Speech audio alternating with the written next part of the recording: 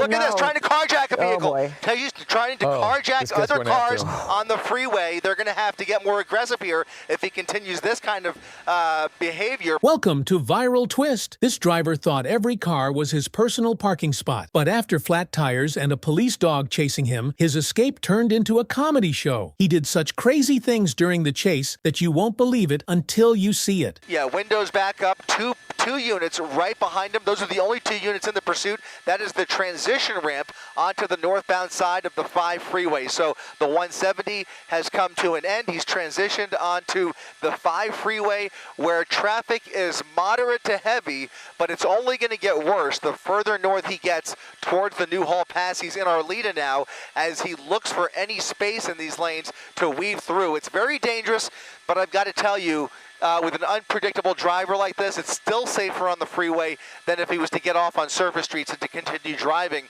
this recklessly. You can see he is in a real rush now to get away from all of these other cars, kind of skirting through here, looking for any space, like a linebacker trying to rush through an offensive line there. You can see he's continuing to weave through all of those cars, maybe looking at some of these exit ramps, but he's not taking any of them. He's bypassing all of them as he continues these unsafe lane changes at a pretty high rate of speed despite the moderate traffic.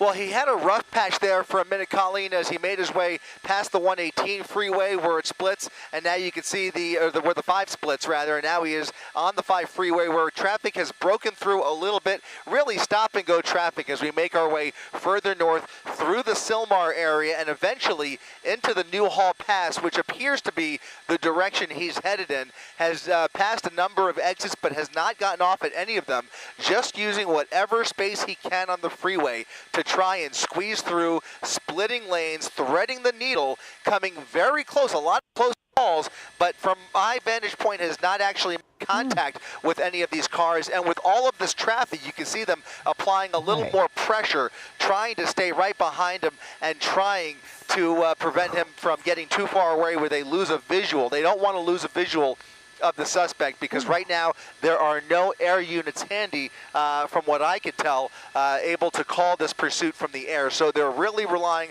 on that SUV right behind him to maintain a solid visual and call out those locations and his moves and his speed as he continues moving up the 5 freeway, which is now where we're at here, right where the 210 and the 5 meet up here at the Newhall Pass. Traffic, again, moderate through the Newhall Pass, usually a little bit heavier this time of the day, but he does have some room to play with here, and he is using every bit of it to try and evade that primary officer right behind him. Again, only 2 or 3 officers in this pursuit. California Highway Patrol, the lead agency here, as that Volkswagen Passat, the driver of that Passat, refusing to give up. No man's land for the next several miles up until he gets to Gorman, and then on the way up there, from there, he basically will start getting closer to Bakersfield, where there will be an additional CHP office ready to take over. Look at that, a hand out the window with his cell phone out the driver's side of the vehicle.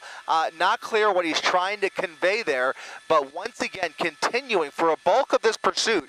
Every time we get a close look at him, he's got that cell phone in his hand. He's basically been continuing this chase with one hand on the steering wheel almost the entire time. But again, at some point, or just a moment ago, waving his hand at the driver's side window with that cell phone in the air. Those lead units still right behind him here. The 5 freeway, about 3 or 4 lanes as he makes his way through Gorman here. More units up ahead of him. There's actually an unrelated unit, a possible speed trap actually, that just happens to be there. And look at that. There's the spike. There's the spike, and it looks like it was a miss. I caught it at the corner of the screen.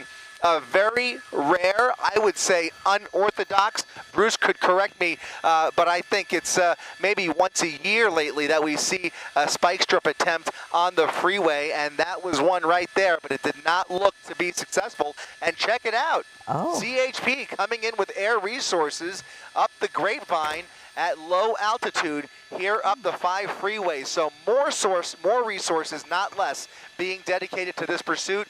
You saw that spike strip Again, we'll get a better visual of the driver's side here coming up in a little bit to see if there was any contact with that driver's side tire. But from my vantage point, the vehicle appears to be behaving normally, and I don't think he ran over that spike. But a good attempt nonetheless by CHP with those units in front of him.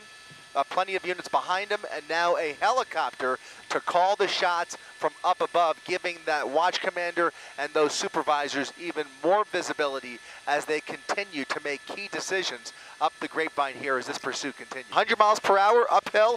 He's going to run out of fuel much faster than you or I would if we were traveling up the 5 freeway. And so that's, again, only good news. I think you can only say this is the best case scenario that any of these officers could have hoped for, and hopefully the resolution to this pursuit is just as optimal. Here comes another spike strip attempt.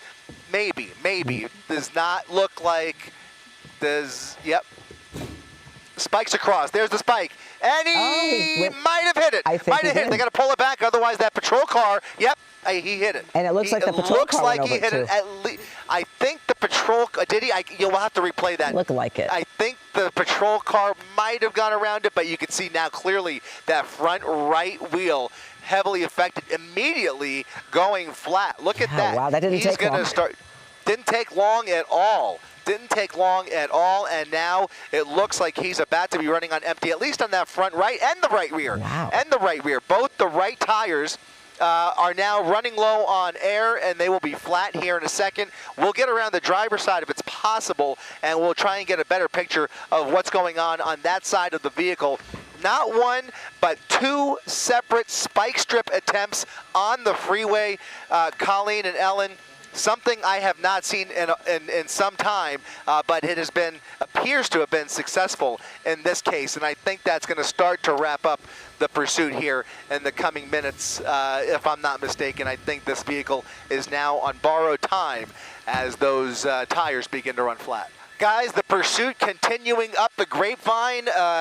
A Volkswagen Passat, not sure if it's stolen or what other crimes have been committed here, but a dangerous driver behind the wheel nonetheless, leading CHP on a triple-digit speed pursuit through the San Fernando Valley, through the Santa Clarita Valley, and up the 5 freeway, where just moments ago, not one but 2 spike strip attempts were made. The second one appears to have been successful, knocking out the right 2 tires. You're looking at the left 2 tires on the driver's side, which appear to be intact, but the right tires, both the front and the rear, have run out of air. He is pretty much running on flats on the right side. That's going to slow things down considerably as he continues up the 5 freeway at 50 to 60 miles per hour, continue going uphill with at least 4 CHP units right behind him.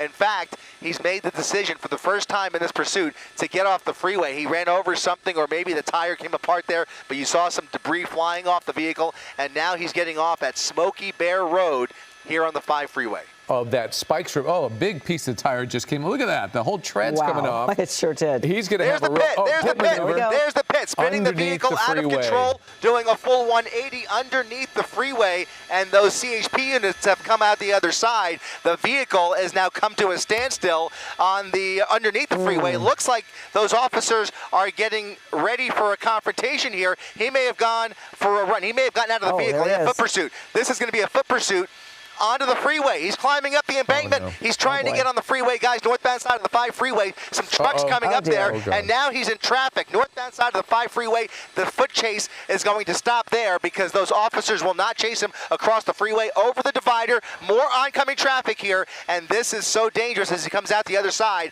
They will be there to meet him on the other side, but they could, look at that, the K9 unit starting to cross the freeway, turning around there. They will get units on the other side of the freeway within seconds here.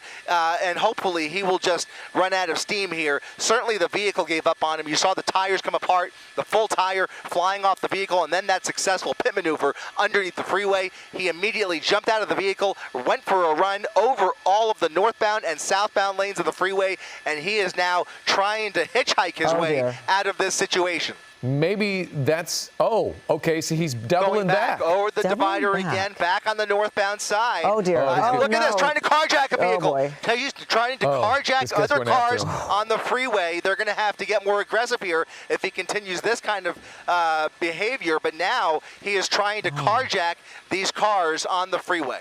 He's just looking for an unlocked door. He's looking for any unlocked door to try and get out of the situation.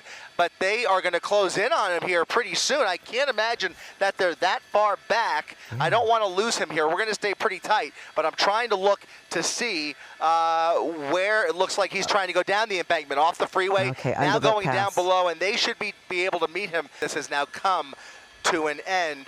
And thankfully, nobody hurt.